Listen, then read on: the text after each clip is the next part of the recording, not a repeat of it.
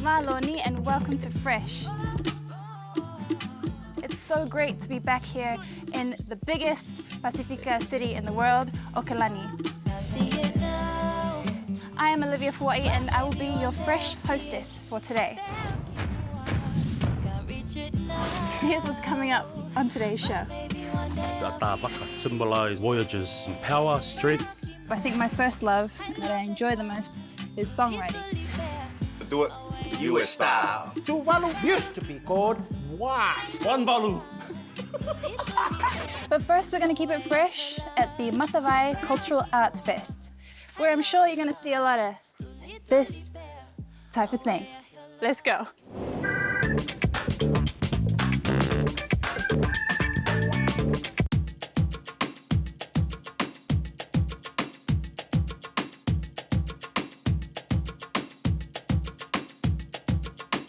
Talofa Lava guys, it's Momeachokes here. We're at Matavai Pacific Cultural Arts. Love is bigger than cancer production, and we are keeping it fresh.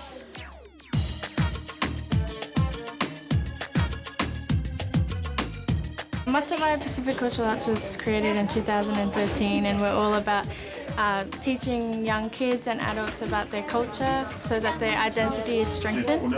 And this show, a sub-part of the show is Tapa Mist, and we're really reviving ancestors and old traditions and customs. And we want the audience to feel as if they're traveling back in time, or a loved one is with them again, and we really want them to, you know, reminisce and reflect as well.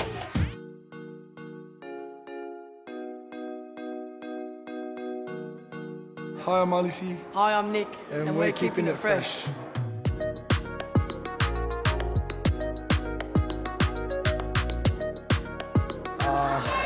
What makes the Matavai show fresh? We're all fresh. Love is Bigger Than Cancer is an event created to raise awareness about cancer and to also raise funds for the Samoa Cancer Society and the Tonga Breast Cancer Society. Often in the Pacific, we don't like to use the word press or talk openly about, you know, that part of our body, but it's so important that we do because it's claiming a lot of lives, and a lot of young women are leaving behind young families. What makes the Matavai show fresh? Probably those sick dance moves. Oh, here we go.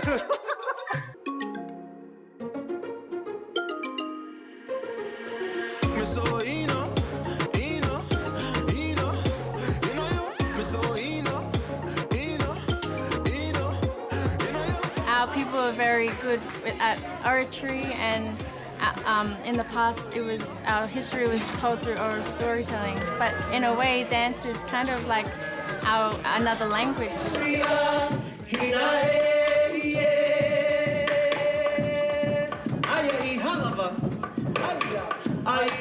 Our dances are more than just a dance or movement, it's history. And without the knowledge of our history, we don't know where we're heading. So therefore, the Siva is very important to bring more awareness and to also pay homage to our ancestors and the people that came before us, and to know that maybe some of the answers to our challenges that we face today lie in our past and in the lessons that our ancestors left us. Hi, I'm Dorothy. Hi, I'm Mana. Hi, I'm Julie. And we're here at Tapa Mist, keeping it fresh.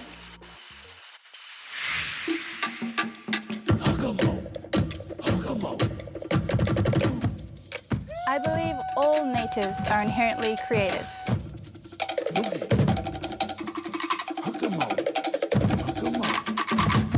I mean, face it, we've always had to be, right?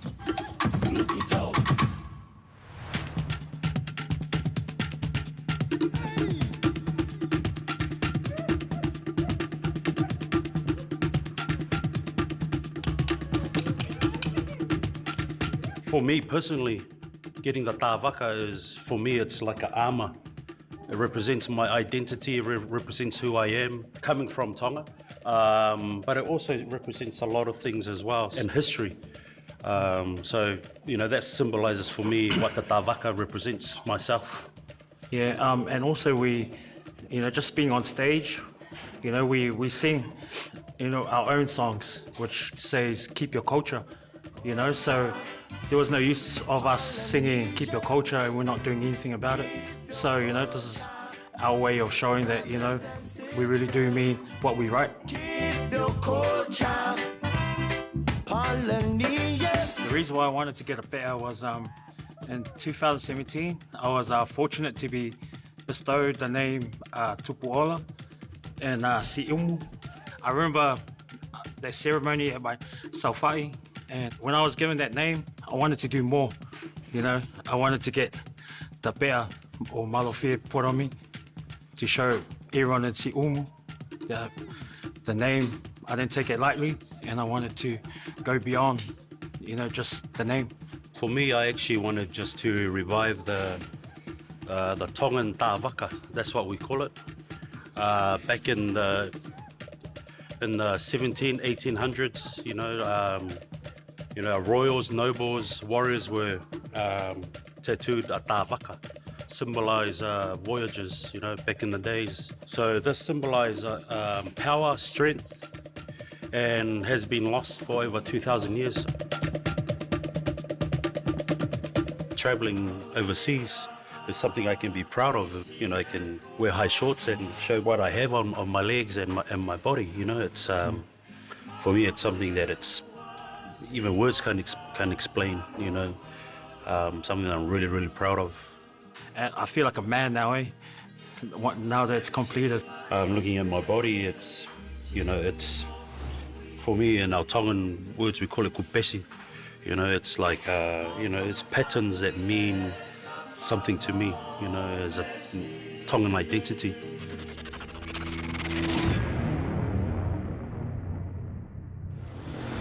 From one creative native to another, find out who it is after the break. I love to listen to the Tokelau language. Why wouldn't I share it with other people? And so far, they're just like, wow, what is this? This is a beautiful culture. Here's one we've prepared earlier. You stack everything in, put the rocks out and everything before you start the fire. Yes! It's going!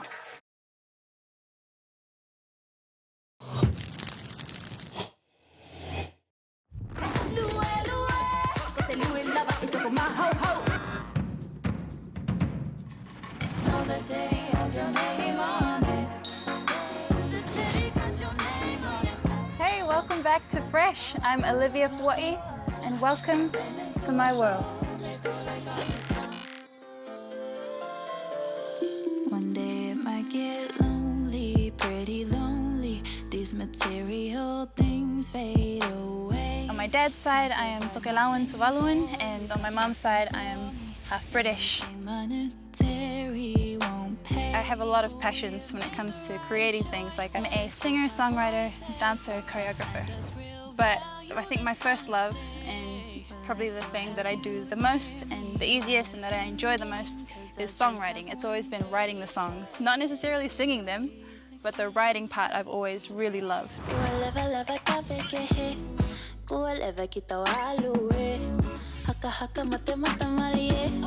I think my first song was when I was 9. I've just written so many songs, and I kept telling myself I was going to make an album one day, but the time was never right.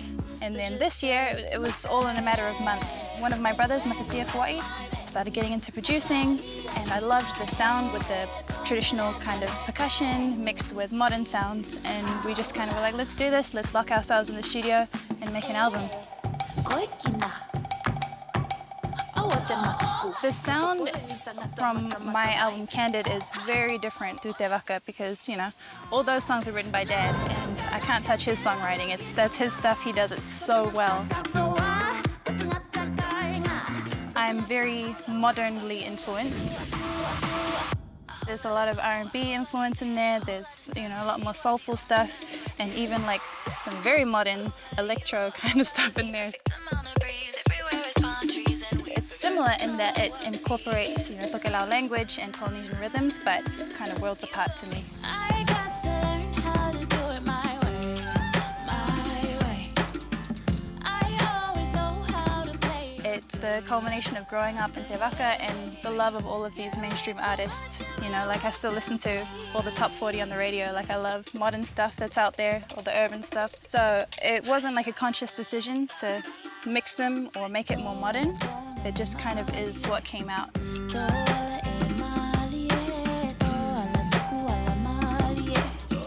When when I was making the album, I was trying to like market it in my head. I'm like, I need to make it all make sense to people. Like I need it all to have Polynesian language in it, or I need everything to be R&B. I'm like, I don't want to confuse people.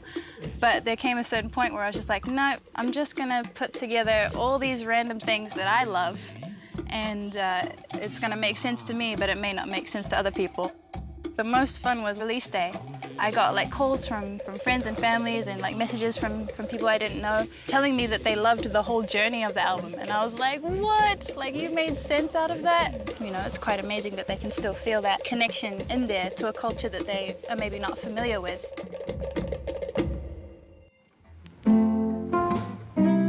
My way, my way, my way. To'ala to'anga ngamali e. To'ala ngamali e.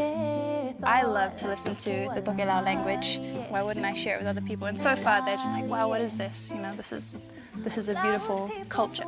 It's something that was instilled in me as a little toddler. You know, every time we went out on stage, before we'd go out, we'd have a group huddle, put our hands in, and it was always for the South Pacific, for our ancestors, to tell the story of the voyagers who conquered the largest ocean on the planet.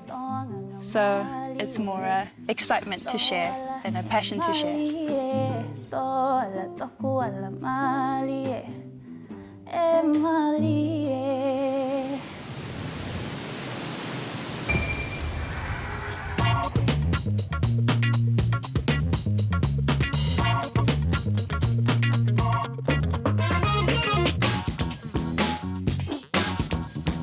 Everybody knows what a umu is. This is a Samoan one. They do it on top of the ground. We're Niueans. So today we're going to show you how to do it US style. Miguel, let's go. Okay, now Niue style is basically a hole in the ground. You can dig one, or here's one we prepared earlier.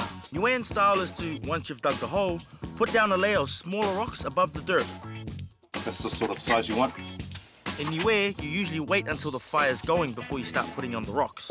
But here in beautiful South Auckland, we got a hack. Urban Umu 101 Niue style. You stack everything in, put the rocks out and everything before you start the fire. Why? Because if you put it on while the fire's going, it gets a bit smoky, not good for the washing, not good for yourself, and not to mention it's kind of dangerous, yeah? Yeah. Oh yeah, safety. Please put on some safety shoes. This is one of the few places jandals aren't appropriate. Most importantly, don't burn yourself. Let's fire it up. Here in Aotearoa, we have these. Some people even go like use railway track sleepers from railway tracks. Railway tracks. Sorry about that. These are really good for retaining heat. Yeah. Yes! It's going. What do you reckon, Willie? I'm very impressed, boys. Well done. Thank you, brother. Yeah. I'm impressed too. That was lucky. Now we've got our fire going. Time to get the food ready. Yes. Let's go. Let's go.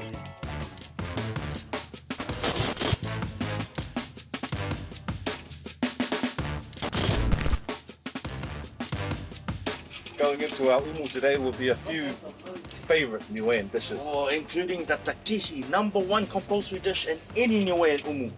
Thinly sliced taro, thinly sliced pawpaw, laid up on top of each other, drowned in coconut cream, straight into the umu. Yeah. Sometimes a papaya or a pawpaw or what we call fualoku is out of season or a bit hard to get. If that's the case, you just come into a place like this, the supermarkets, and get yourself some canned beaches. Canned beaches. We love the beaches. We love the beaches. Now, once you've prepped all your food to go into the umu, by now the rocks should be hot enough. So definitely time to ao the umu. That means take out the rocks and ready to put the umu down. Once the rocks are all back in, you're ready to start covering the umu. In the islands, we use leaves like from the banana tree, but here we're using newspapers, old duvets. It is important to make sure you cover it completely, trying to make sure no steam is escaping from the umu. Waiting time depends on how hot your rocks were. Pretty much, but usually it takes 2 to 3 hours just to be safe. Oh! Willie! Okay, time's up.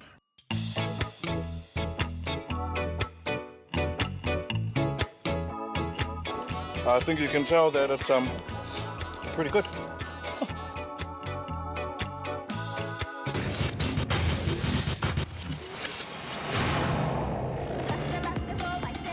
stay tuned, Freshies, because we've got more laughs for you after the break.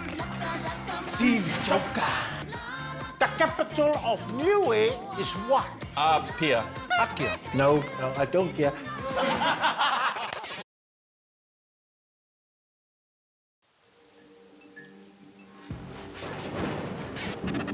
I was born to move like this. You were born to do this too. You're made to feel this. Aloha. They don't need to understand. You're still keeping it fresh with myself, Olivia Foa'i.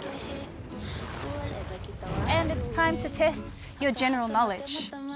Fresh styles. Bulavinaka, ladies and gentlemen, Uncle Sam here, your host for our favorite game show, How Fresh Are You? All right.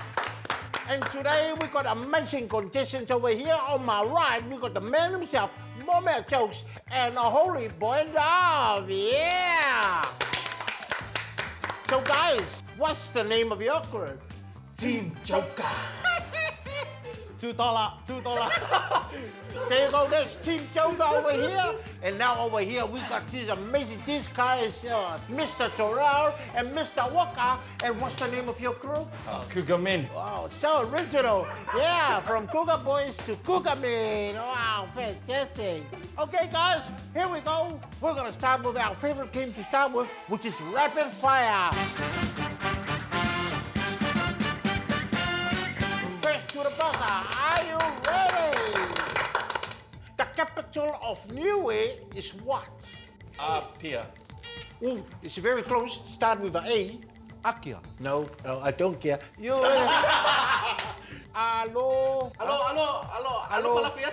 Okay, don't worry, you guys don't know. The answer is alofi. Alofa.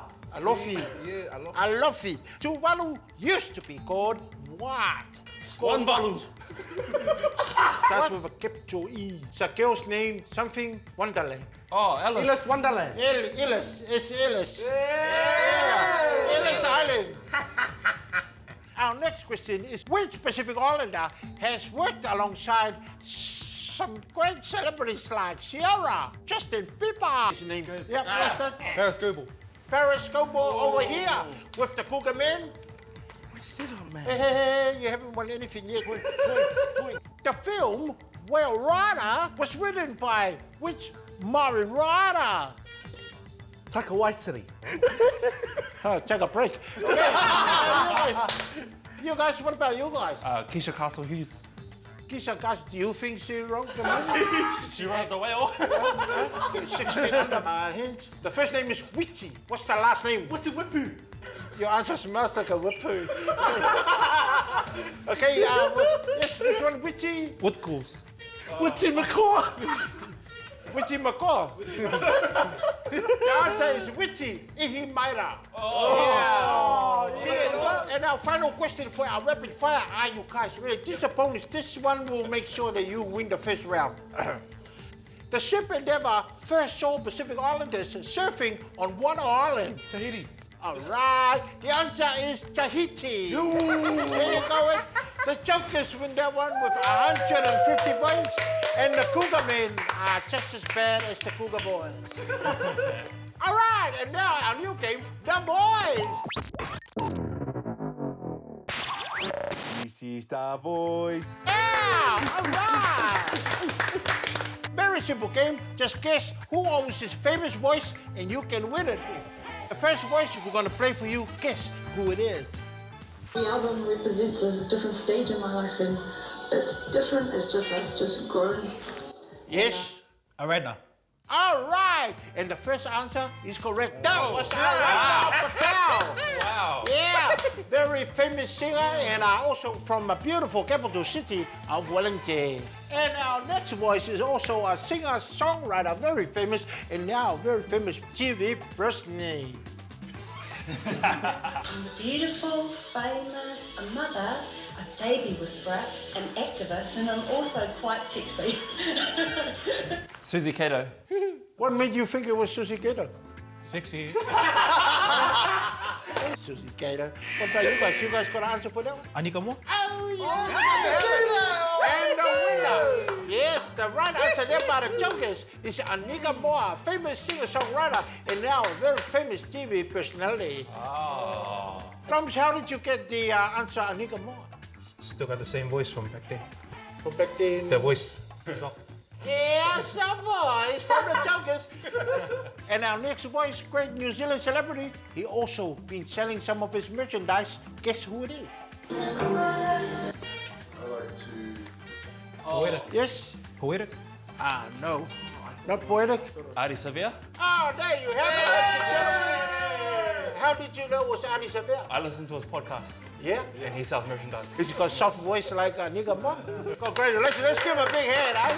A Cougar Boy. Yeah. You're 1 point. And now we're going to go on to our last voice. And she is a very popular woman, and not just because of sport, but for many other reasons. Let's see who it is. Back to Fresh. Something you probably don't know about Miss Catherine Latu and I was that we were forced to hate each other because we never played in the same team. Yes, Cougar man, first passer. Maria Tutai. Nah, Maria Foa'i. Maria Foa'i. Oh, we're doing those ones now. Yeah. That's right. Over there. So for both, it's an equal points, 56-27. All right. Now we have the winner of our game today. As you can see on our scoreboard, our winners today is our Chokers. All right. We always have something special for our winners. Special vouchers here from Sweden Me. And we also got some very nice t-shirts for the boys. Let's give them a big hand. Oh, give them a big hand. Big hand. Congratulations. Right, look at that. So make sure you tune us same time next week on How Fresh Are You? Yeah, all right. Well, you know what, Fresh Fams? That is the end of the show. Make sure you download or stream my debut album, Candid. That'd be great. I mean, if you want to, no pressure. It's my first solo album, no big deal. Thank you so much for chilling with me. But until next time, Toha, take care of yourself. And most importantly, stay fresh. What do you know about bad and booge? What do you know about squeeze? Splash that juice, don't wanna be ducky you goose.